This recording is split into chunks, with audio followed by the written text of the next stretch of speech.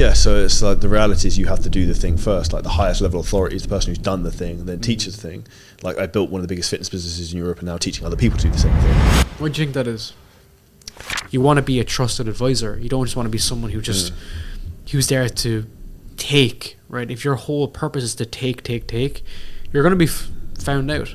And the online space is ruthless for that. It's people, it's their perception of you, that you put yourself out there and how you interact with people. That's where I also think a lot of people, particularly young guys, they create such a thirsty lifestyle for money that it's almost like a fucking giant snake that strangles them to death. Welcome to another episode of the Physically Jacked Financially Stacked podcast. Today we have a episode specialising in talking about podcasts with Darren Lee, who wanted to be introduced as an ordinary dude, however, specialises in podcast growth. So for anyone who wants to grow a podcast or grow your audience, we're going to get some fascinating insights in terms of what you've done, and you also help big corporate companies in terms of growing a presence using podcasts. So firstly, big thank you for your time. Appreciate it, man. I like the name of the podcast too. I really appreciate it. But it's interesting because no matter if you're an entrepreneur or just getting started or like a creator, using a podcast is going to be a very valuable resource for you. And there's different ways to slice and dice it, so let's get into it. 100%. First question I want to ask you, what's the biggest mistake people make when launching a podcast? They don't understand the severity of what's involved. So if you're getting into, let's say, Instagram, and you're shredded, you've been in the gym for many years, and you know that you can provide value on Instagram, you just take a photo of you in the gym, and you write a little blurb on it, and you post it. Same on Twitter. If you're good at writing, you can share your insights. But people don't understand there's so many nuances to podcasting, which extends far beyond just recording and posting. There's like the management, there's the back end, there's the operations. If you're working with guests, you have to plan those people. You're basically running like an entire like admin business. And if you're starting out on your own and you're spinning multiple different like vehicles like I was in the beginning of my business, you don't realize how much is going on and you lead to a lot of overwhelm. Bear in mind, 90% of the podcasts don't get to episode 3, and of the 10% left, 90% don't get to episode 20. And the reason isn't because this is too difficult, because you learn that skill, but it's managing everything on an ongoing basis, right? So I've seen people get into this, hot-headed, trying to like basically become like top 1% podcaster, and they boil down because they don't realize that it's going to take longer than you expected, and it's going to be harder than you expected. Now, bringing it back to the Instagram example, when you throw up a photo of you being shredded on the beach, you get a lot of attention, right? You get a lot of likes, get a lot of comments, probably from mostly dudes, right? But a lot of dudes. But with a podcast, because the episodes are so long, it's difficult to get that retention and it's difficult to get that engagement, because like as much as I like you, Charlie, I might not be able to sit down for a 2-hour podcast twice or 3 times a week. And that's a big discouragement for people. So they don't see, because the normal ways to validate your work that we normally see on social media are not the main metrics that they see. Now let me explain that. People are looking and they expect it's going to blow up overnight, but it's not. But all of the other benefits is going to come from a podcast like us doing today, networking, building your business, building a tribe, building an audience, putting in those valuable hours to build up like trust with your audience. Bear in mind, Daniel Priestley broke down saying that it's 7 hours roughly someone needs to consume before they buy from you. You can achieve that pretty quickly with a podcast. But people think in short term, they don't think in terms of long term. And as a result, they get into this, it goes over their head. A couple of months later, they're out. 100% agree with that. And I think the reality is if you're trying to sell a product to someone or warm someone up to you, there's a lot of 3-second reels they have to watch to equivalent to like 7 to 10 or 11 hours or whatever it is in terms of the golden rule. And I think that's when a lot of people also don't understand that people buy from people. So anyone who watches, listens to this podcast, you'll have a very good understanding of the way my brain thinks and my thought process. So it'd be very either aligned to the way I am or not, and then you probably wouldn't listen to this anymore. Whereas if you're just judging someone on a superficial level from a 3-second reel, there's very little relationship you can build in that process. 100%. And the problem with that as well is that it can come off the wrong way, right? When you sit down to listen to your podcast, after 15-20 minutes, I have a good idea of like your values, your systems, some things that you're interested in, and I can see like your value as a result. But with short form or with, tweets that are like aggressive and controversial and just digging into things that people don't necessarily even believe, right? A lot of content people put out, they don't even believe it. That's the funny thing, that it's easy to have the wrong perception of someone. And you can go off and create 100 reels, and sure, you can sell some products and info products in the back end, but there is a negative repercussion as a result. However, with a podcast, what you're really trying to build is authenticity. And we have to go back to some of those originals, right? The people that build those big tribes, let's think all the OG fitness people, right? All Christian Guzman, Rob Lipset, all these guys, they built true authenticity with their community. And that was before the podcast day. That was just YouTube videos, so on. And over time, they're the people that buy from you because they see part of the journey and they see part of the struggle. I think that's where you can really get sort of fought out really easily if you don't believe what you're saying. And that's another reason my podcast failed, right? Because guys will get into sell. We have this coaching program. We need to find a way to sell it. Let's spin up a podcast. A couple of months come in, interest comes down, sales comes down, people exit straight away and hop onto the next thing. And a big philosophy for me, so I've been in this for like 4 years, and I've been like really all in this 4 years, is because I know that the asymmetrical returns do not come in after a year, just like the gym. 2 years, 3 years, 4 years. It kicks in over time, right? It's cause and effect. You do something today, you don't see the effect. Next month, it'll be 3 months, 4 months. But if you keep doing that task, which is recording podcasts, putting valuable content out, helping people, solving problems, that you will see the benefit a year from now. And I always have that kind of frame. And the reason why that's important is because when new things pop up, people just jump, right? 4 years ago, TikTok was barely a thing when I started podcasting. Everyone flocked to that. Then it went to Reels. Then it went to YouTube Shorts. And then Elon bought Twitter, right? So there's all different things grabbing your attention. But I'm so bullish on this because it's a true form of communication. It's me and you interacting today. People will get a good insight into who I am, who you are. And then as a result, I'm building a better connection with people. 100%. When it comes to launching podcasts, do you have specific strategies people use to try and get more traction at the beginning so that it doesn't just hit full on deaf ears? Mm-hmm. I like to split it up into two different parts. So you could be someone like me who got into the space with no influence, no authority, no business in the back end. Like I was just basically looking for something new to do. And I started a podcast to basically like network and find new people. Now that's tough. It's a grind. Whereas someone like yourself who's built a business, who's done all that grunt work, if you have a skill and you have a way to monetize it, and if you've done the experience, that puts you in a position of authority.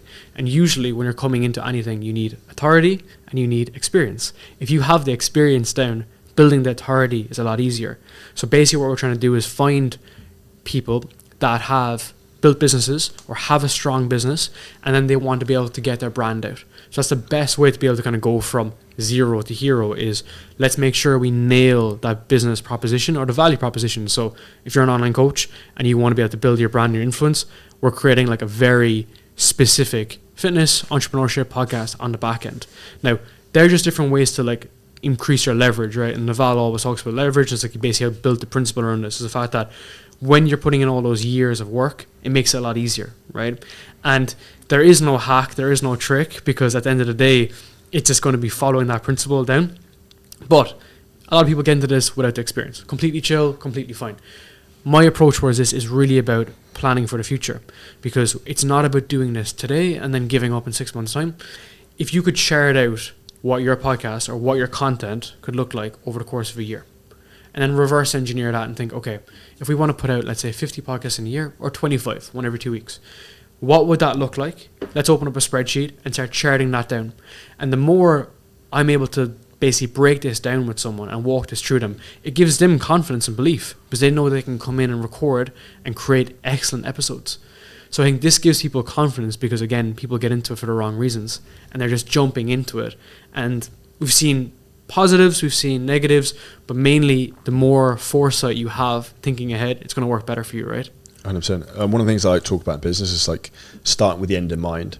So actually having an idea of where you're going and like why you're trying to do it, rather than just aiming like, let's just press fucking record and 100%. Off we go, right? And I think that's where so many people don't see the results they want because they don't know what the results they want actually are. 100%. And that comes from 48 Laws of Power, right? It's like you reverse engineer the end goal. Think of how many people get into business for the wrong reason. Why did they get into it? Probably leaving a job that they hate, probably wanted to get a lifestyle. And I learned that from the E-Myth. It's a great book. It's how to remove yourself in a business. And it's like everyone gets into it for the wrong reasons. They want to leave their traditional life. And then as a result, they just build a new life for themselves, a new prison. And that can happen to you with your content, right? How much people get stuck on a content hamster wheel without a system in place, without a strategy in place. And then as a result, they feel overwhelmed. And we just get people that say, oh, I'm too anxious. I got to get out of content for a while, because they got into it for the wrong reasons. So it's like always charting that out from backwards, even if it comes into a strategy for YouTube we were talking about earlier. Like, why do you have a specific strategy for YouTube? What are you trying to achieve with it? How are you hitting those targets, and how do you reverse engineer it? And you can get really nerdy, or you can get kind of more in the Hormozy approach, whereby you're doing more, you're doing it better, and you're looking for the gaps then. That's kind of how I've been approaching it, right? It's like, if you can hit a piece of content once a week coming out, a long form video, okay, could we do 2? And then could we look at those 2 episodes and see where the cracks were? Could we make them better? And that's how someone goes from like an amateur to a pro. Have you ever read Turning Pro by Stephen Pressfield? Yeah, it's a really, really good book. It's an excellent book, right? And that concept, it's internal, right? It's not like you're better than me or I'm better than you. It's where are you in your journey, and how can I make that switch? So that was a big thing for me, right? Is that I was producing content for so long and I wasn't doing well because I wasn't seeing myself through that lens. But if I was to come into producing short form or producing YouTube videos on their own, but I view myself like as a professional, I want to actually have like a certain level of excellence, then you go and hit that. It's like in the gym, right? How much better results did you get when you start to view yourself as a professional? When you fucking hit your targets of your nutrition, your training, your sleep, your recovery, and you viewed yourself at a higher level. And I feel like that's where people kind of struggle with the kind of confidence, maybe insecurity around the videos. Like, you often find this when I'm recording with someone, they might feel a bit nervous because they don't necessarily have the experience or the viewpoint of themselves internally that, okay, they are someone that's has a valuable story to share. Why do you think some people struggle to share their story? Insecurity. So you're from the UK, from Ireland, right? I imagine a lot of people Limited hang beliefs. around. Exactly, but it doesn't happen in America, right? Yeah. So my partner is an American. Her dad, hardcore entrepreneur, like really hardcore entrepreneur all through his life. And when I speak to him, I can tell him my biggest dreams, and he's like, "Go do it." Whereas if you're in the UK and Ireland, they're always, it's not always, but the mentality is kind of pulling you down from time to time. And I don't know what that is. Could be insecurity. It's something that maybe they could have done. So as a result, when you do have a great idea, you feel nervous to even speak about it. You don't do it in Dubai, right? If I used to tell you what I want to do in Dubai, you'd push me on and you want me to do it because it's in that environment. But it's usually if people are coming from an environment that's not, I guess like social media growth or personal development growth, or wanting to be able to kind of be someone who's different. If you don't have that environment, you don't want to share the stories. And I've really seen that happen over and over again. I see it a lot when people produce content, but they don't want to post. They don't want to post on LinkedIn, on Instagram. They don't want to post on Twitter. You can clearly chart to them how this will benefit their business, how much money they'll make, how much it will improve like their network and everything, and they still won't do it. And the concept of small poppy syndrome. Have you heard of that? Tall poppy syndrome. So they pull. Same in Australia, right? Same in Australia, right? So in Ireland in particular, that happens a lot. When you speak up and you want to do something different, people will try to pull you down. And unless you have a reason why you're doing it in the first place, like you're creating this podcast to help entrepreneurs or to help fitness professionals, well then over time that conditioning will actually knock you down. And how many times do we see this, right? It's people that don't have the confidence, don't have a social circle around them to keep on going. But that's what I think the beauty of social media is, because social media can become your networking circle. Because 100%.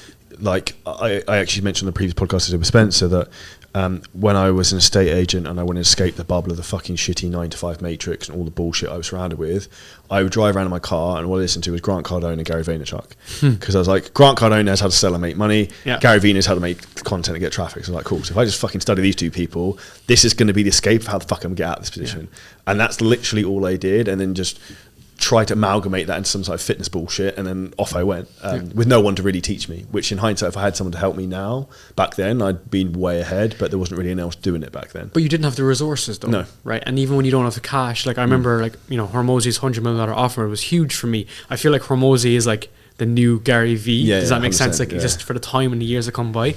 And like I want to look back on that stuff being like, that was a stepping stone for me a couple of years ago, right? It's like, how the fuck do we do this? How do we craft the offer? How do we put everything together?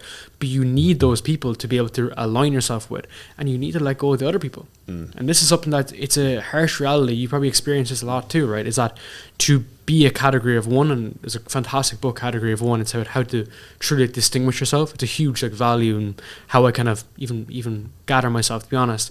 It's like we're all kind of the same. We're all like a commodity, you know, average business, average entrepreneur, average car, average iPhone. But the experience and your values is what differentiates you. So if you're someone that's coming onto this online space and you are a fitness coach, you need to have that extra bit that can distinguish you. Now, it's not based on skill.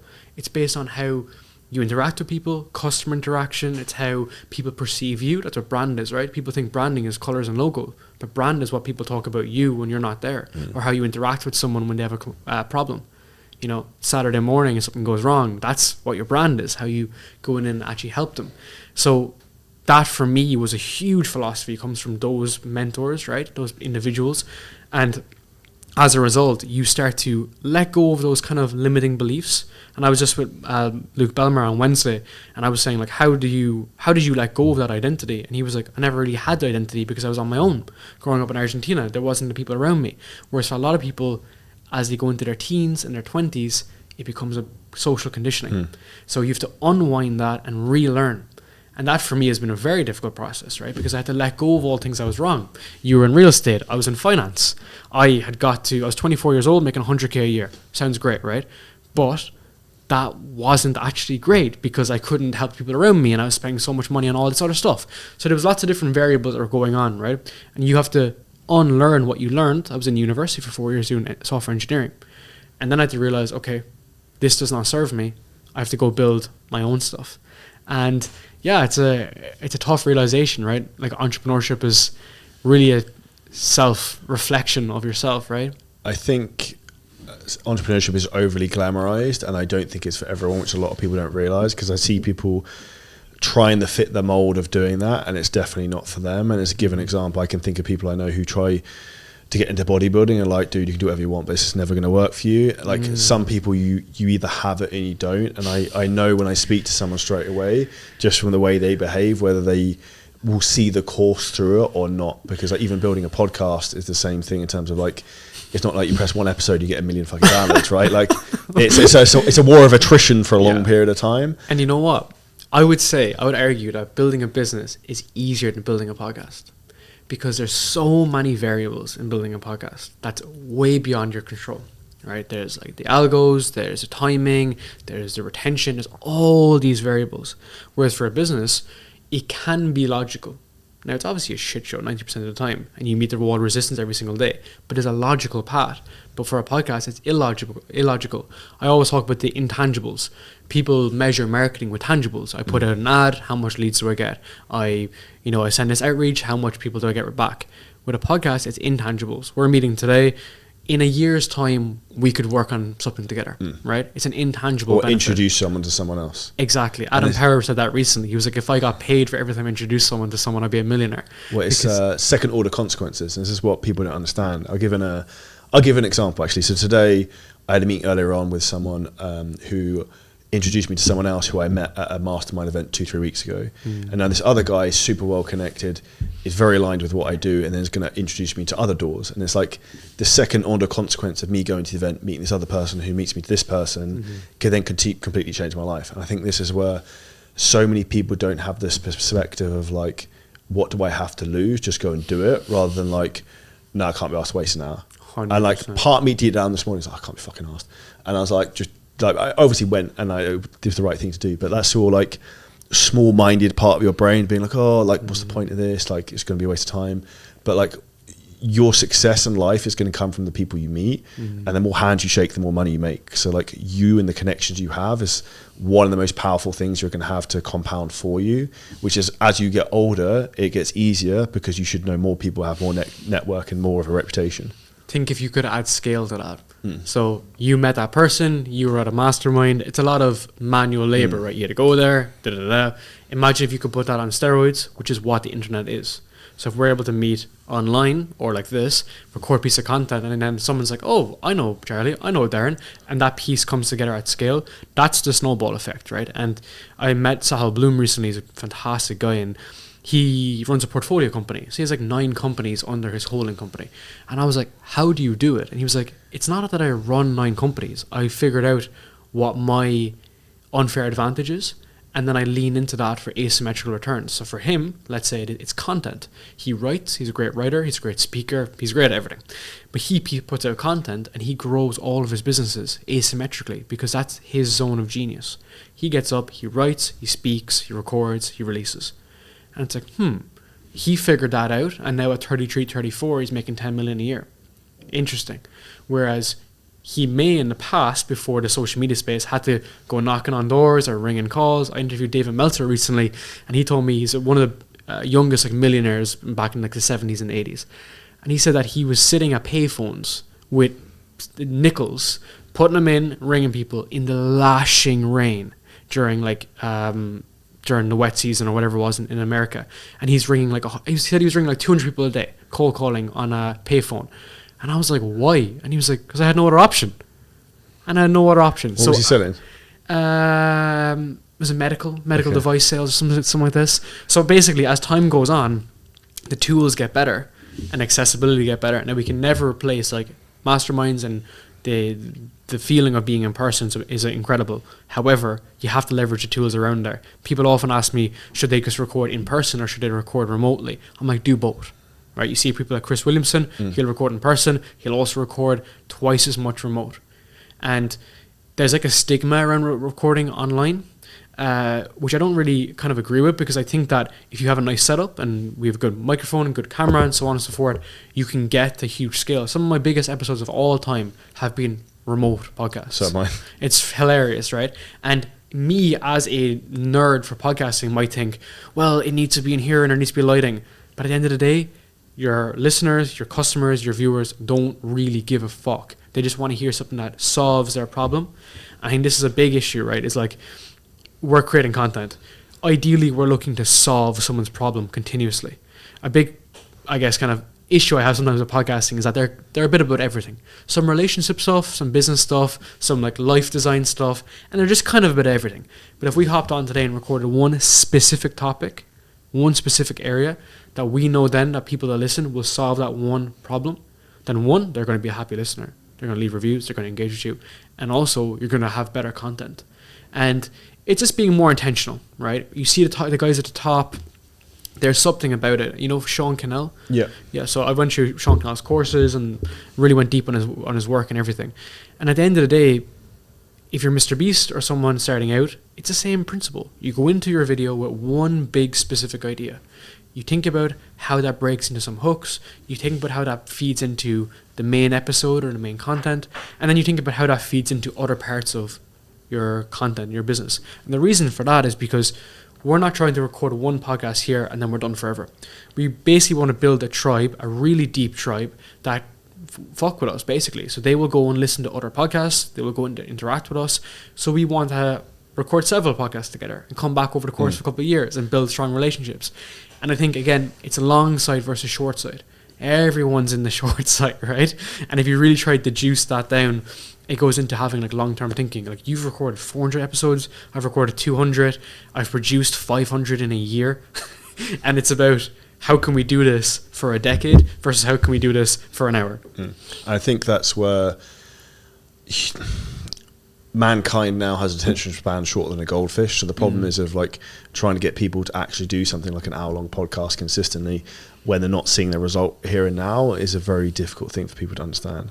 But I still get people who we engage with, who come to us as clients, who watch a video of me on YouTube with Dorian Yates from 5-6 years ago. So awesome, like that piece of content is like compounding for me still, that I spent an hour on fucking 5 years ago. But that's the beauty of it, right? It's an asset. It's amazing, right? And this is why I always compare like organic versus paid, right? So traffic from ads and so on and so forth, even for your business. It's like earned, right? Of course it works, no doubt about that. But if you can get really good at producing organic content that's semi-automated, put on a scheduler, you build it this really deep content system, that has dividends to you forever and ever and ever and ever. It's going to keep on compounding. And you'll find this as well. Like if you look back at your analytics and you see like a good day on your analytics, a lot of the content comes from the Dorian Yates video 5 years ago. It's older stuff, right? Because we think it's done, it's one and done, but it's not. It's the opposite. And that's why I love YouTube. We talked about this earlier, right? Podcasting is tough. It's a tough grind, but YouTube is the gift that keeps on giving. Like, they just nailed it. They have videos from 5 years ago that pop up on your feed, and it's perfect, right? Whereas Instagram, TikTok, even LinkedIn, Twitter, 72 hours later, and it's over. Just gone forever. That's very much why we're pushing into this. And interesting you said that, because I looked at some of my YouTube analytics on my fitness channel earlier on, and I think out of the top 5 videos, I think the top 4 performing in the last 28 days were like 3-4 years plus old, and they were like really shitty made. I'd edited them. Like, I have no skills, but they were still getting like thousands of views a month of some like shitty video I made. So people are still watching it, which is interesting because it shows the compound effect. And also, this is why I love long form content, is actually when I'm dead, people will still be watching this stuff. So you're actually leaving like an online legacy that your future children and grandchildren can actually go back and call, like, that was my dad Charlie, that was my granddad Charlie when he was 25, when he was 35, when he was 40. Impact player, right? So just on the old videos, I would love for you, right, to get a trackable link and fuck them into those videos and check over the course of next year how many clicks you get. I guarantee you could convert users. You could create a specific link and just test it. Trying to pull them to the podcast. Let's say you're selling something. Let's say if it's like a VSL or a landing page. If you get a specific link from Bitly or whatever and use that as a trackable link, I'll be very interested to know in a year's time how much people click. And you put that in the video or in the comments? In the comments, in the description, right? So put at the top of the description, right? So years later, you had no intentions, put something else that's related to it, and see the value in it. Because again, people are not thinking about this, right? And one of my mentors grew like a $50 million fintech company, and he was like, the conversations you have today are going to be money earned in a year from now. And I love that, right? Because we all think about these sales calls or these ads that if it doesn't work, they're a lead or they're dead and all this kind of stuff. But it's a long-term effect. Now that's tough if someone's paying you, of course, to like, grow their social media, and we face some pressure on that sometimes. But for the most part, like, if you can set expectations that it's going to be a long-term effect, that's amazing. Now the second part for you that you mentioned about your legacy, you look at Iman's, right? You can chart him back to when he was 17 on YouTube. 100% intentional. He created that, and as a result, as time gone on, people can reflect back. You can see my podcast from 4 years ago. I was a kid. My hair was as short as yours, and I was a baby, right? And I love that because I can see that I was effectively a dumbass. I look back on this in 4 years' time and think I was also a dumbass at that point. But that's part of the evolution. If anything, I wish I put out more content. And you know how difficult it is with podcasting. It's hard to show your own value sometimes when you're the host. So it's just an interesting observation. And what I like to kind of realize with this too is that, sometimes people say to me like, oh, how much of your clients come from your podcast versus, other means that you write on like LinkedIn or sales or whatever. And I'm like, it's not necessarily about how much clients came from listening to my podcast. But when I speak to someone before we get on a call, they will check me out. And the first thing that comes up on YouTube is 600 videos. And they can click through, scroll through 10 seconds. They will barely look 5 seconds, but they'll do 2 things. They'll be like, this guy's not a robot. 2, he's not full of shit. And 3, he's actually done the craft. And he's been doing this a while. And he's basically like ridiculously borderline addicted to what he's doing. So we can kind of trust him. So I get on a call and I don't get any question of who I am or what I do. And it's not like I'm famous. It's just that they can clearly see like a timestamp. Okay, he's done this in this period of time. He has his business. And now this is happening, and that's fine. And it's that social proof, right? Because we need to have like an asymmetrical like form of communication. There needs to be a way for them to be able to interact with you, for you to interact with them. It's like dating, right? If you're back in the day on like dating apps, you can see clearly who's a catfish because they don't have a profile and they don't have detail. It just happened to level up from that period of time now, right? And it's the same in the business world. Do you think there'll be such a thing as AI podcasting? It's a good question. Like, I think the response is yeah, because if I can. So right now there's these AI chatbots. So if you have a coaching business, and you've also got AI voice. So like there's a system called 11 Labs for anyone listening. Like I could type in like, "Hey Charlie, how are you? Would you like to join 7-figure scaling systems?" And it'll send it as a voice note as of me. 100%, right? And there's like landing pages now doing something like that. And for sure, what could happen is you could come in here, and then someone could ask you, like an AI bot could ask you a question like, "Oh, tell me about your business," and then you would respond. Yes. But it kind of defeats the purpose, right? I worked in large tech companies before I went off to build a business, and it is crazy the amount of support issues we'd have around chatbots. because people will just be like, I want to speak to a fucking human. I want to solve my problem. Can you just talk to me? Versus this random chatbot that's like, hey, we will be with you in a minute, right? So there's a bit of like, I guess like agony, a bit of pain that's not being solved by that. And of course, like AI will get better, voice recognition gets better and so on. But you got to think about the use case. I'm not listening to you or to me right now for the purpose of like solving all of my problems in my life. That's what I'd go to Google for. I'd find out a specific problem. But here is the story and it's the journey, right? And we're trying to get more involved with you and my journey and so on and so forth. So it's kind of like, what is that use case? It's like when you see those AI like girlfriends on Instagram, right? You see like AI like chicks on Instagram. It's like, okay, that's there and they get like likes, but it's like that defeats the entire purpose of Instagram because it's not sharing stories anymore. So I think what's going to happen is there'll be like a wave of this stuff. We'll see like tools being released and it's going to be kind of like Web 3.0 whereby people are like, oh yeah, that's cool, but I don't really want to use it, and it's just kind of going to fade out. But there will be some winners in the end. There's always some winners, right? There'll be some decent products built that will help people around AI, around podcasting. But we need to go back to, but we need to realign with like human connection and being able to really, really dial into interacting with one another, because that's what people are most want, right? We have most men that have ever been lonely in their life. Suicide rate for men has been the highest it's ever been. And one of the reasons why is the lost connections. I interviewed a Johan Harry, and he describes in lost connection and stolen focus that with social media and everything, people feel more disconnected than ever. And this is pretty aware now, right? So with this type of communication, we're trying to bring that back. We're not trying to move that away, right? We can leave like AI and automation to business operations, sales automations, marketing operations. But when people are coming into here, we're coming for human connection. And I think COVID really pushed that forward in terms of people wanting more human connection, because that was taken away for a period of time and it's now been given back. One of the things you mentioned there was storytelling. How do you think people should storytell with their social media or even with their podcast and their personal brand? One of my best friends, his name is Tim Stoddard, he was a Metadrone addict when he was younger. And he overcame addiction. God knows how he did it, and now he's built like a huge agency. He's one of the biggest SEO agencies in America. He's an incredibly successful guy. And he says you should always be sharing your experiences, not your advice, because your experiences is, you can't mess with it. He has experience, he was an addict, he overcame it, he did a few things to overcome it, and now he's better. That's his experience. It's not his advice telling you what to do. So he shares his genuine experiences, the struggles, the opportunities, the challenges, and he charts that through. And then he brings us through his writing, and it's helped tens of thousands of people. He built a company called Sober Nation, which is like one of the biggest, I guess, like sobering communities around like alcohol and drugs. And that was not based on telling you what to do. It was based on experiences. So I think that's where people get into a lot of these problems with content, because they get on short form and they're like, you should do this, you should do these tips and tricks, where it's like, no, we should share what worked for me, how I've been someone who was down here and now I've changed and this is what I've done. It can be anecdotal. And if you have better than anecdotal is case studies, it's experiences, it's social proof. So you can start, if you're someone starting, you can start with your own personal experiences. So I'll give you an example for me. Kickoff Sessions, my podcast, started in my bedroom in Dublin with a $60 microphone with a money back guarantee from Amazon, because I genuinely believed that I was going to give back the microphone to Amazon. But over time, it got better and better and better, and I just stuck through the shit.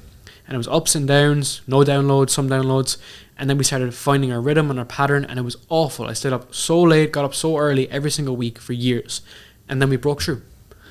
And that's my experience. I'm not telling you how to do it.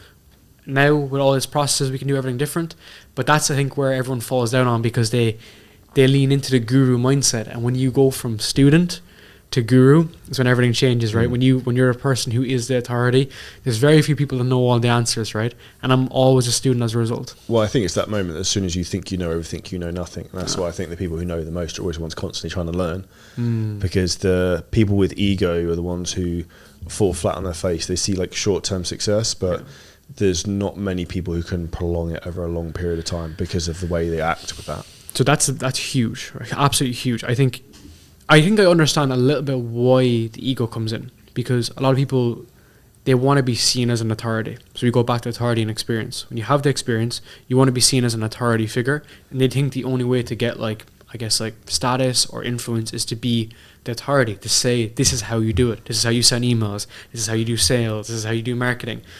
And they try to set up that, not necessarily facade, but they do believe that that's like how you do it. But because of that, they've got rid of the student mindset. They're no longer a lifelong learner, and they're like, okay, I'm entrenched with this. And you know, we see a lot of good young guys even in Dubai that build huge businesses, and they rise and they fall. And it's just a framing situation. Now, it's good to know what you know and to be like, all right, after 7 years in the trenches, I know this about building X. But you do need to have that forward side saying, okay, we want to go this place. It could be even personal, you know, internally, how can we get better, right? It doesn't have to be necessarily in a business, right? So I see it a lot. You often probably seen it a lot too, right? Because you've been in the arena for quite some time. Why do you think some people rise and some people stay there and some people fall? Complacency. So without starting with the end in mind, they get to the first milestone and they give up. So this is one of my kind of issues with Twitter, is the fact that people are like, oh, I'm at 10k a month, and I could say, I'm at 10k a month, and then now they teach you how to make 10k a month. But if you're limited to that mindset, you're never going to push on. And I think putting a number on it is the worst thing you could possibly do. They get to 25k, 50k, 100k, and they identify as that like number, and then that's their self-worth. It's their self-worth, right? And like, you know, wealth is in the mind, it's not in your bank account. And if you think like how much money in the bank account contributes to who you are as an individual, you're a lunatic, right? Because at the end of the day, you don't even own the money, it's in the bank, right? Someone else has it. So people attach the wrong mindset to it, and they get that, I guess, kick. Now, as you've probably seen yourself, it's probably not that hard to get to 10k, 20k, 30k a month. So when that kicks in, they get the social validation for people beneath them, whereas they don't have people ahead of them to push it on. I was interviewing William Brown yesterday. He made 16 million in a couple of years, and I was just like, oh my God, I'm so far behind. But that was great because it made me hungry, you know, and it gave me that ambition. So it's not having one, an end in mind, and two, another goal going forward. And it's like it reminds me very much of like a physique.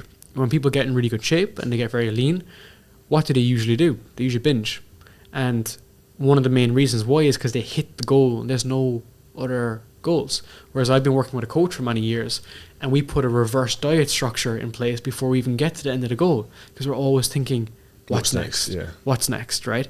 Because if you don't know what's next, well then, you know, you get fit and you're just partying. And that's when you fall off. And I think like we've done nearly $10 million in sales in our fitness business, and I did a podcast with Eric Spoffer, which everyone should listen to. It's very good.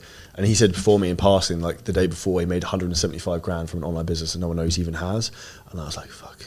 I was like, you motherfucker. So I was like, I need to work harder. I was like, but that's what you need, because it raises the bar of expectations. So in my 100%. Head, I'm like, okay, well, if he can do it, then I can fucking do it. Exactly. But it's also understanding why you want to do it, right? And then that goes to a deeper level. So I mentioned I was interviewing Luke Belmar recently, and my friend Tom was there, and Luke said he was making 120k a day.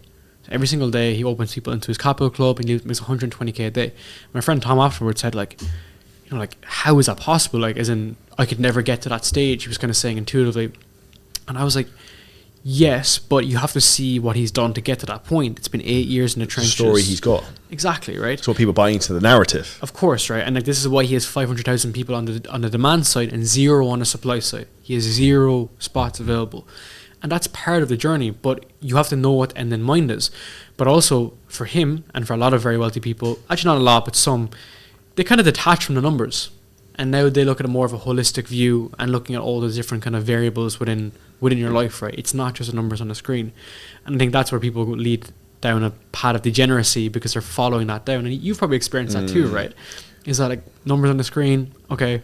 You're trying to fill an unfillable tank of happiness with something that can never be filled, because it's you're chasing a metric that's like to the moon, because it's like infinity. But all the answers are inside you, right? And that seems a bit woo-woo, but the more inner work you do, the more your business grows. Number one, because you realize you know nothing. Well, it's all a personal development thing. It's holding you back, right? Because if you could make $10 million a year, you really would. It's just you don't have the skills. You're not the right person yet to do that. So who said that? I don't know. Charles Johnson January 30th, 2024.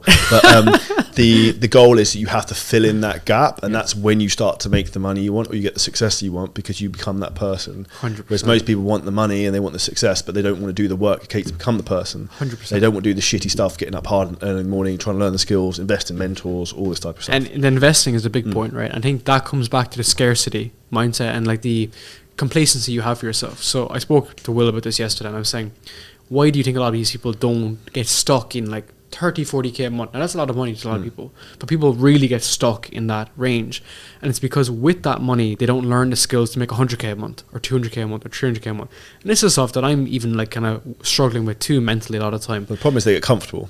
They get comfortable, but I think one of the reasons why is because they think, well, if I invest this money, then it's gone, and now I may not have the skills to go further. But you have to build a podcast, a business, a brand around fundamentals, not tricks and hacks. Everyone is looking for the trick and hack, the click funnels, the quick ad, the gimmicky stuff, but it all goes back to the fundamentals. So if you can learn like how to write, how to sell, how to present yourself, how to interact with people, how to figure out actual problems, how to understand people's current state, future state, and map all of that out, you can create the best content in the world, the best podcast in the world, you can create the best business in the world because you understand people's motives. And if you can understand how to make people tick and how to make people move, you can move the world. You can literally move the world at that point. The problem is most people view the way they deal with people or try and sell people is on benefits and features, where as human beings, we aren't designed to work on benefits and features. We work on emotion. So if you 100%. Understand what people's fundamental emotional needs are and you have a way to fulfill that, then they'll buy from you, they'll follow you, they'll listen to you, and they'll become part of your tribe. Whereas too many people try to talk about the benefits and features of listening to this podcast or follow me or whatever, rather than how you're emotionally going to fulfill the void that person has in their life. Like, as we said, filling more money in that doesn't necessarily cause success for people. It's other things that people really want, not just the money, which is a byproduct. Have you read Gap Selling? Yeah, that's very good book. Fucking excellent. I'm meeting Keenan soon for a podcast, and he changed my entire view around sales. Because I used to think sales was getting on this call, shilling loads of benefits, shilling the features, and then like convincing that person to buy from me. A haggle. Exactly. Where it was like, and to be honest, it worked sometimes because I would be able to present myself kind of well and be like, okay, this is what we can do for you, even though they're like, I want A, and I'm like, I'll give you B, right? Whereas he literally got into my brain and convinced me that let's just have a conversation. Let's find out someone's current state, find out the numbers, how are they doing in their business, in their podcast, in their life, where are they, what's the impact it's having, what's the problem that they're facing, what's the future state, where do they want to go in their business, in their life, and even personally. And you would be amazed to see what you could do when you find out someone's true desires. And I'll give you an example that from a current client of us, actually a fantastic guy. He was telling me that he wants to build this podcast and build this brand around his company. Company's huge, very big company. We had all these targets about what markets they're hitting, how we're going to penetrate the market, how we're going to even change like the voice to make sure it hits the right country because we're going to different markets. And then we started getting a bit further on. He's like, well, I really want to write a book. Oh, so that's why you're doing this. So that's like a 5-year plan. I want to get into executive coaching. I see. So he had a 5 to 10 year plan, and I was like, what if we could do it in 2 years? What if you can achieve your 10-year goal in 1 year, right? And not selling the dream, but just kind of walking through that process. And if I didn't truly understand what his desires were, 1, we wouldn't have worked together, and 2, I wouldn't have been able to help him. And what's beautiful about this is the fact that I can go into any sales call and be super chill, because at the end of the call I can say, I can either help you or one of my friends in my network can help you, because I have a bunch of content friends and they can probably help you do something. And that's a beautiful thing, because you're no longer learning sales, you're just learning people. It's fulfilling other humans' needs. 100%, right? And my very good mate beforehand we're chatting about a few people and so on. He was like, the ordinary person is saying that the market is in a shit show right now. It's a calamity, it's a catastrophe and everything. I'm like, the ordinary person doesn't have the skills. They don't know how to operate in an environment. So when VC money was flowing, people were buying programs, people were buying everything. Sure, it's easy to sell shit, but when times are a little bit tougher, it goes back to the fundamentals. And that's why I could put you anywhere and you're going to succeed. I could put you anywhere. I could give you any product, you could sell it, because you learned the skills. And that's where I think the way think a lot of people need to understand is I talk a lot about people's operating system needs to be upgraded, and where I'd explain that is, say if I give you Microsoft Word for a Windows computer and you try and put on an Apple computer, it's not going to work, right? So a lot of people, like, they try and learn skills, but their operating system's fundamentally fucked. So they need to actually develop like some of the harder internal skills in terms of like discipline, determination, like the resilience for particularly for an entrepreneur, shit goes wrong all the time. So that, like, these will underpin all the other like skills that sit on top of it. And if you don't have that, like the burning desire to be successful, you can be the greatest fucking salesman in the world, but if you can't be committed to turn up every day and do it, then you're not going to be successful. And it's like you mentioned about people who they rise and they drop off. It's because their operating system, their mindset's not in the right place, so they can stay at that peak performance level. 100%. And for me, it's like I want to keep going up and stay at like in that upward trajectory, not shoot up and then shoot down. 100%. And I'll give you a personal experience of that. So I remember, we run a service business, to keep it simple. Cash flow positive, great margins. And we were, when I started out, we kind of got up to like, let's say 20K a month. And we were just there for ages. And I was banging my head off the table, doing outreach, getting on these calls, closing nothing. We were there for a long time. I would say about 4 months. And I was like, maybe it's me is the problem. Maybe it's not my business. Maybe it's not my offer. I'm good at writing. I'm good at speaking. I'm good at marketing. Maybe it's not that. Maybe it's the internal work. And I was like, okay, let's look at how I approach things. I was quite anxious. I was rushing. I just wasn't really dialed in mentally. And the more I started to work on that, and just these can be very small changes, that's what made the biggest impact. And I became to slow down. I became to be more relaxed. I became to approach things from a first principle basis and much more logical. And then our business kind of transformed over the course of the last couple of years, right? I think that was really a nice kind of stage, because now, even many years later from starting the podcast, I am now at the same point where I'm like, to get to the next stage, I need to do the work again, right? And I think every man's bookshelf should be a combination of like tactics and then like history and philosophy. Right, so you will, if you see my bookshelf, it's like hardcore sales, it's like writing, it's storytelling, it's marketing, and then you'll have like some random book on like Chinese history and Art of War, literally, right? And it's an equivalent of that, and a few other ones as well. And I'll read a lot of like Napoleon and so on, and looking at how that operates, I'm like, interesting. So he rose up, was completely against his people, he hid inside his castle, and the whole place collapsed. I wonder where that's happened over and over and over and over again. Ego getting someone, right? And I just, to look at the future, to understand the future, you just have to look at the past, right? Well, yeah, it's the success and failure leaves clues. So it's like, it's interesting. I don't know if you've seen the Napoleon film, but I watched that and I took so many lessons of like excellent leadership from it, and then also huge ego when like he wouldn't let his pride be hurt and wanted to keep going, which led to his downfall. And I think sometimes quitting is a good thing in certain scenarios, but I think we have cognitive bias too much sometimes. That say if you're CEO of a business and you're like, we're doing this, and you've started it and you're 3 months down the road and it's still not working, like everyone's like, this isn't a good idea, but you're like, we're still fucking going, because you're like, this is your baby, you're not willing to be wrong. And I think the people who are the most successful, the ones who are willing to admit they often make a lot of mistakes. 100%. And if you look at business as well, it's like, it's okay to be wrong 9 out of 10 times, because the 10th time can be like one home run that's equivalent of hitting 1,000 home runs, because of the amount of leverage you can get in businesses. What's interesting there too is like survivorship bias. So we historically look at like the entrepreneurs who remortgaged their house and they won.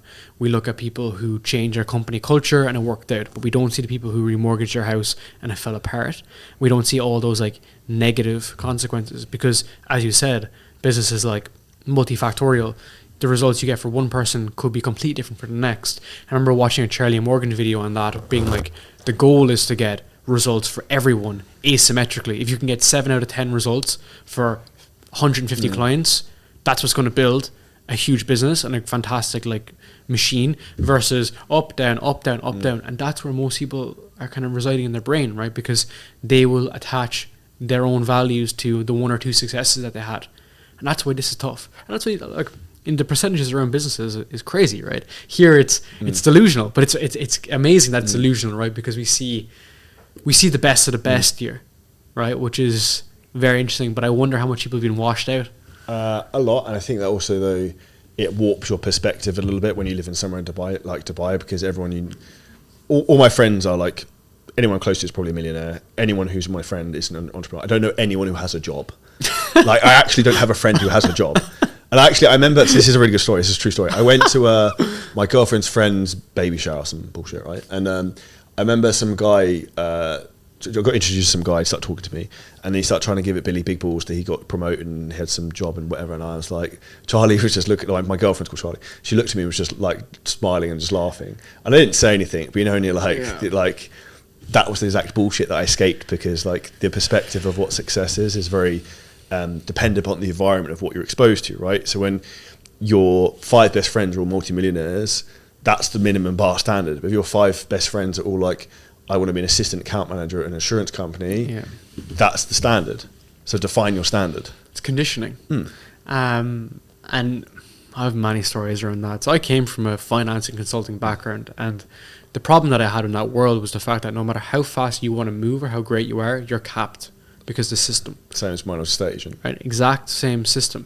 I was 22 years old managing a $1 million budget on a massive consulting project. I was 22. And at the end of it, it went really well. And I was like, all right, let's get super promoted, whatever. And they're like, oh, no. You sit down there. You're not moving. Well, they pigeonhole you. They just want to stay in the box because you're a cog in the machine. Of course, right? And then that was part of the unwinding process. And I was able to clearly look at that, see it was an absolute scam, and then look at the other opportunities. And everyone that you met as well, right? They would probably go back to making 5K a month on their own versus going back to that life, right? Because it's earned, right? And Dan Coe says, if you don't have a plan, you'll be assigned a plan. And that's unfortunately the truth of the UK and Ireland, right? Well, it's the beauty of entrepreneurship is you live by the sword, you die by the sword, right? 100%. So as long as you're willing to like wield the sword and have a go and keep swinging, then you're still in the game. But I think too many people are too afraid to pick up the sword in the first place to start. But also, like, failure isn't even a thing. Like, if you think about like humans, and go really deep. You fail when you die. That's the end. Exactly, right. And also, if you want to put a term on like failure, it's only when you give up, right? So if you quit and you leave the arena, like, you can put a term on it. But for the most part, like, it actually doesn't exist. It's not even a real thing. If you look at like throughout like all centuries, no other mammals look at something and say that's a failure, that's a success. Right? And even if you were to look at the flip side of failure in terms of what success is, I wouldn't walk down the path and say successful, non-successful. It's arbitrary. And this is why wealth is a mindset. It's multifactorial. It's not about how much money's in the bank account. It's how good your relationships are. It's how good your mindset is. It's how good your physique is, how good your health is. And having that attachment is an awful way to look at it. But again, it comes back to school. 40% was a pass, 39% was a fail. And that's social conditioning. Like, those actual terms aren't even real. They're just things that just were made up. They're literally made up to put you in a box. Well, that's what I think is interesting. I heard Stephen Bartlett talk about it, about the definition of happiness is when you basically meet the standards you expect for yourself, which I think is sometimes something I struggle with and a lot of entrepreneurs struggle with.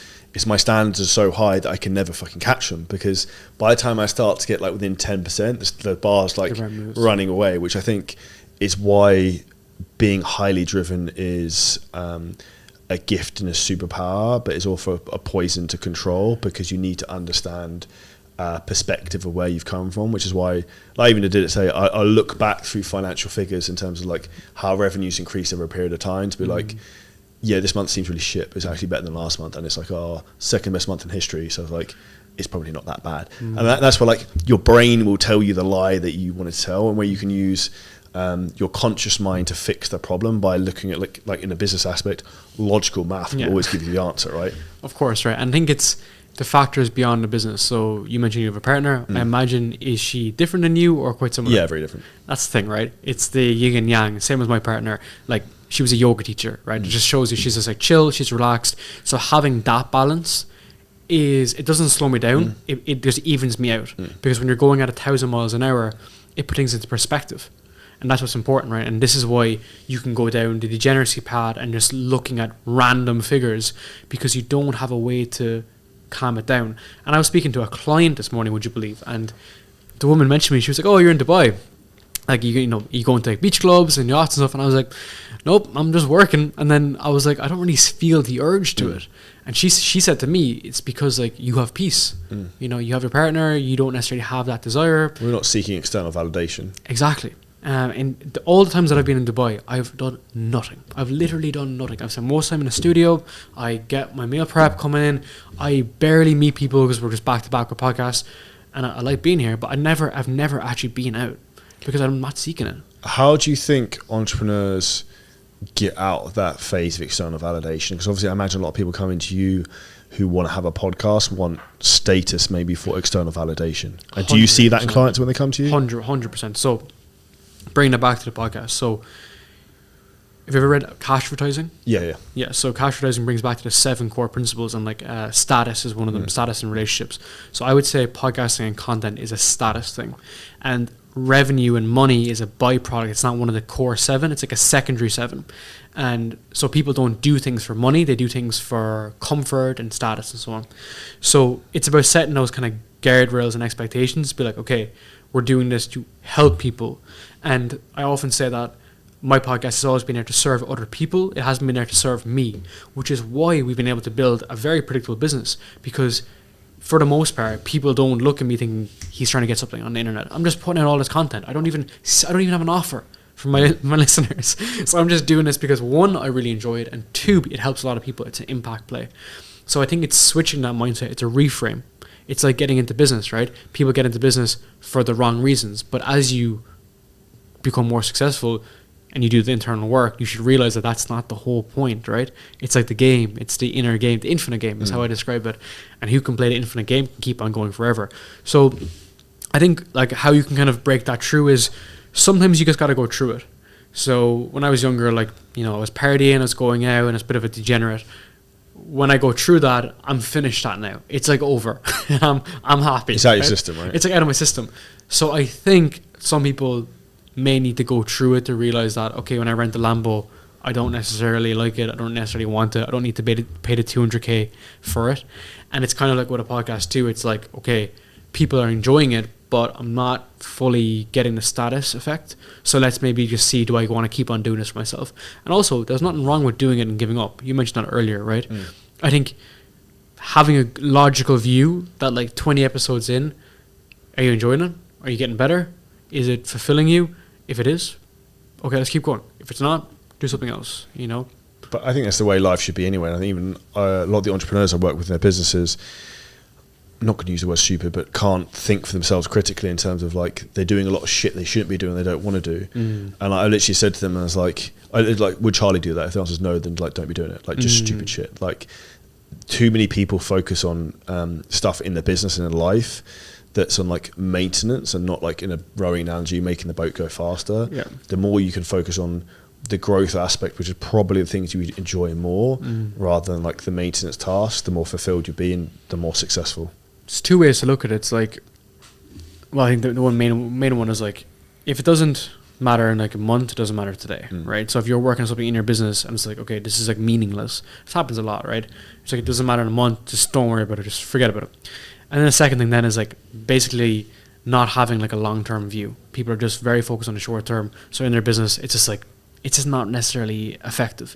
So as a result, that's when they spin their wheels, start going backwards, and they're not looking to like replace themselves. And it even comes into content. You were editing your podcast before, now you don't do it anymore. And I think people too scared, scarcity mindset, they're not willing to detach and pull themselves out and let the pros do it, right? We have a very good team, a very good content team. The guys are 10 times better than I could ever be at editing, creating content. So leave them do it. Leave them at it. Well, that's why if you focus on your zone of genius, that's when you can actually be the genius rather than like the busy fool. What would you say that is for you? That's a great question. Marketing and sales. Actually, probably not even sales, marketing. In what way? In terms of strategically seeing gaps in the market and then doing something that's working better than anyone else, which is why within 18 months I built a fitness business mastermind that's more successful than anyone else from the UK and Ireland. Fuck. Because I did the thing in the fitness industry, saw other people who were teaching the thing weren't actually very fucking good at it because they didn't know how to do it themselves, and then just fucking slipstreamed behind them and just like usurped them. And I think that's where a lot, you mentioned people who rise and fall. The people who fall, like the competitors I have, is because they've rested on their laurels, that maybe they've done it for a long time, that they're going to be fucking top dog until the fucking wolf climbing the hill is hungrier than the wolf on the top of the hill. I love that, because people think like with years of experience they get better, but you could hear someone has 20 years experience but they only have one. Right? They've actually not been putting in the work, they've just been coasting, and as a result the young guy comes up, the 24-year-old comes up and just blasts them. And that's why competition is great, right? And but Peter Thiel said competition's for losers, which I agree with. Like, you have to work on yourself, but to find that opportunity, like, there's no better way, I think anyway, in this kind of like online business space than to look at other businesses and then just be like, let's just do that better. That's how I've built both my businesses. It was a whole idea, but in mine as well. Because you find proof of concept that works, and like, well, he's actually pretty shit at what he does. Like, I've done the thing he does. I'm much more like likable, and more people will resonate with me. And I'm also going to outwork him and fucking trounce him. So if I think I'm better than him anyway, I'm willing to put in more work than him. I'm willing to outsmart him in terms of the way, the processes he thinks. There's no way I'm not going to fucking beat him. So my background was in software engineering, and the whole idea was like, invent something, create an app, invent something. I was creating a digital passport at one stage I tried to create. I was trying to get funding for it. Obviously didn't get funding for it. I was creating a marketplace for salons and getting a haircut, which actually would have been a good idea during COVID, to be honest. And I was creating a bunch of different ideas. And because I was putting a square peg through a circle hole, it was just awful. I was trying to like create a market to find product market fit. Whereas when I'd create a podcast for so many years, I was seeing that 90% of podcasts don't get to episode 3, and then of that 10%, 90% don't get to 20. So I would meet other media owners or agency owners in the States, and they're like, yeah, we're making $100,000 a month. And they hadn't a clue. They literally hadn't a clue. They were old media guys, radio dudes, 40, 50 with grey hair. And I was like, maybe we could do exactly that, but just don't be old and be young and be cool and make it sick. And we did that. And looking at their prices, we were able to charge way more and sign year-long contracts with massive companies. And they're like, we love that you're young, and we love that you get a good vibe. And our head of creative is like 19 years old. He's a lot more experienced than a lot of the 40-year-olds, right, with social media. And that's the beauty of it, right? Because age is not important. It's about where you are in the journey. And I'll give you a true story. So when I was an estate agent before I became a degenerate and did all this stuff. And I started that job at 21. By 23, I was manager of like lettings department. By 25, the like branch manager of the entire thing, was making like maybe million pounds a year maybe. And I was in charge of the whole thing at like 25. I was managing people who 20 years older than me. Oh my God. So like that is where like is an interesting dynamics. This 25-year-old kid who was like upshot out of nowhere, which like long story short, I actually tried to quit my first day because I like couldn't handle it. But in the end, I like saw through the process because it's not easy at the beginning. But at 25, I was managing people 20, some I think nearly 30 years older than me. What? Which is an interesting, you can imagine they didn't like that, right? Yeah. But that's an interesting perspective. And that also leads into, you asked me what was my zone of genius. I actually would correct that in terms of when it comes to seeing opportunities, my gift is team building, because my background was, I didn't realize at the time, but I was getting paid to learn how to manage and scale teams. And then when you can see an opportunity and you can also build a team to go and like take advantage of that opportunity, is when you can go really, really fast. That's exactly what I've been doing. So when I was working 9 to 5 in consulting and in finance, I was building teams and I was running software teams. And similar to you, they're around 10, 15 years older than me, engineers. And they were happy with it, whatever. And I was running these teams. So then when I went off to build my own brand and business, I always had people. And like even reading all these kind of like operation books, I was like, it kind of boggles my mind why people would be on their own all the time. And then you have like solopreneurs and they automate the whole stuff, whatever. But for me, it's always been with people. And whether it's an editor or a graphic designer or an operations manager, I've just always had people in me. And the beauty of that is because we're able to tell good stories and we're able to bring people along with the journey and give them something meaningful, right? We have an excellent team who guys that see the vision, they see the path, and we put that together. And that's more important than anything else, right? As you're scaling teams, as you're scaling a business, it's leadership. And it doesn't matter what age you are, you're going to be in charge of people, not with their tasks, but mainly with their personal desires. And if you ever go deep into that, which was very important for me, was like finding out what people generally want and putting them on that path. So when I'm interviewing, I'll often say to someone like, where do you want to be in like 2 or 3 years? And they'll be like, oh, I still want to work with you. I'm like, no. You want to be building your own shit, and that's completely fine by me. I'm happy to teach you how things go, and then like in 1 or 2 years, like you can go off and build your own stuff, and we put you up on the right path, right? And some people don't like that when they're hiring people. I'm like, that's the opposite. I'm looking for people that are hungry, that want to learn, and I want to put them on that path, because when shit hits the fan, which always happens in a business, especially a small business, I will always go back to those desires. It's like, hey, in a few years, this is going to be you. You're going to be running your own stuff. You're going to have to deal with some of this as well. So like, let's put some time into this. Let's figure it out. Whereas if you're just hiring someone to save a bit of cash and just, you know, undermining them, then they're not going to be there when shit hits the fan, right? Well, that's what most people don't realize. This is a people game, right? Yeah. And it's moving the chess pieces on the chessboard is how you win the war, 100%. and not just the battle. And it's, most people don't see it like that, and they try and make themselves like the king is the only move that they can move themselves. Whereas if you've got an army of other people you can move around, which is how you can then slipstream people and overtake them. And art of war goes back to the battle is won off the field, right? It's one negotiation, it's one understanding the land.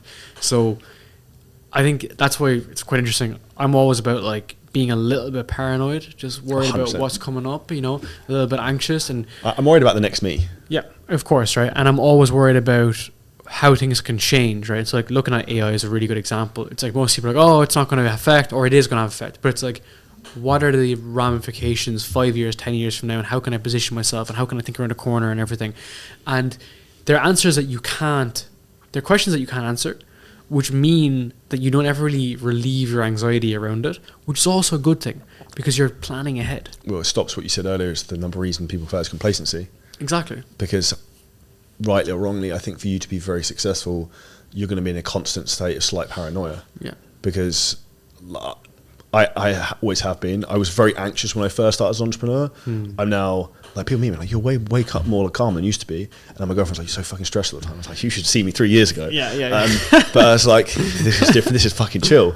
But that's the thing. The reality also is like, as your skill levels rise, it's easier to deal with problems. But also, secondly, is like, as your exposure to shitstorms gets like larger, it's just another fucking day. So it's a problem solution continuum. That's life. Yeah, you second you solve a problem, you have another problem, right? At first, not making money sucks, and then the next, paying taxes suck. Yeah. It's just going to continuously move up, but that's part of the struggle. But what's nice about that is like, if you can fix the money problems, then like all the other problems exist. But if you are building from a position of I don't need the money right now, you make better decisions. It's way more logical. You're not going to do dumb shit. And I often just see a lot of people fall in that cracks. Even like with podcasting and content, they'll use it as a last resort to save their business and brand. But that's where I also think a lot of people, particularly young guys, they create such a thirsty lifestyle for money that it's almost like a fucking giant snake that strangles them to death because they can't then put the resources into their business because they're trying to make quick cash all the time rather than look at like the long play of a compounding reputation and brand.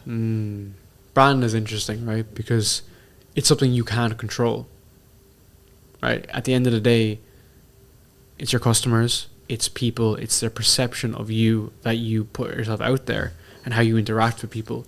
Like, brand is completely fine when everyone's going fine, it's a Friday evening, and you're like, yeah, I'll take 15 minutes for that call, so on. But when shit hits the fan, that's what you're going to be known for, is in those instances. And it's a very important value of me, is like how we interact with people and really, really solve their problems, not for today, but forever, right? Because you want to be a trusted advisor. You don't just want to be someone who just, who's there to take, right? If your whole purpose is to take, you're going to be found out. And the online space is ruthless for that. Well, I also think that the majority of people on the online space, in particular in my industry, teaching, say, people to grow their businesses are charlatans. They're teaching something that they've never done themselves. So it's like, have to do the work. Yeah, so it's like the reality is you have to do the thing first. Like the highest level authority is the person who's done the thing and then teaches the thing.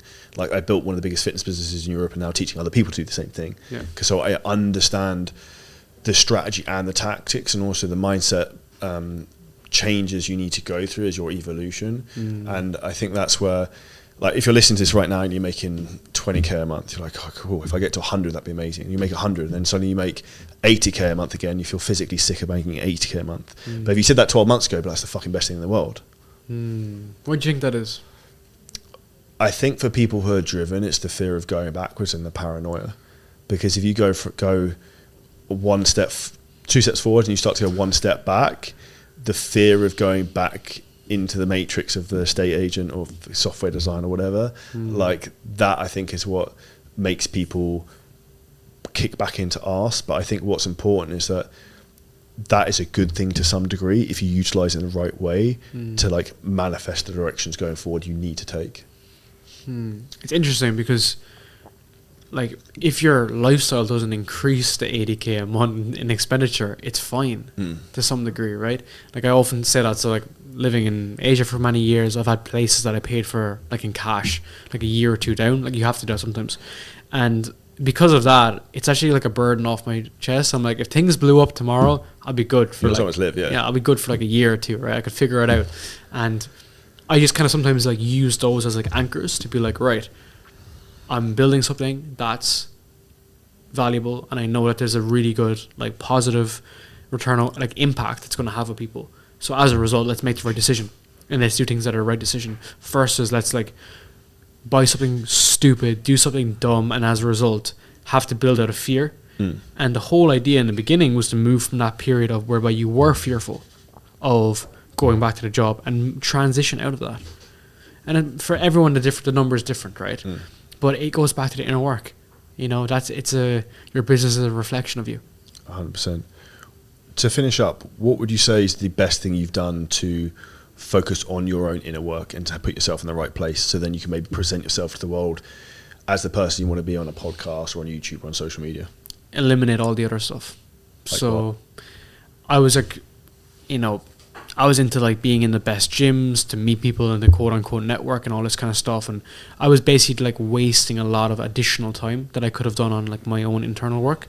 So every hour of my day was filled with something that could be something to do with work, which is great, could be something to do with training, could be something to do with my partner, but it also could be with dumb stuff, just either like on the internet interacting with things I didn't need to interact with, or let's say just like hanging out in the sauna for a bit too long, whatever. So I was filling that time whereby I knew if I could reduce that down in the elimination. I learned this a lot from Charlie Morgan as well. Is like eliminating everything down to have a narrow focus. The more close in with my focus, the better returns. So if you imagine like a magnifying glass, if you're trying to catch a fire with something and you're looking at the sun in Dubai and you put a magnifying glass down, you can light that thing on fire super quickly. But if I'm using a massive mirror, I don't have the same focal point. So when I was able to take a lot of dumb stuff out, so for me it was like training nearby my house, getting a really good gym nearby.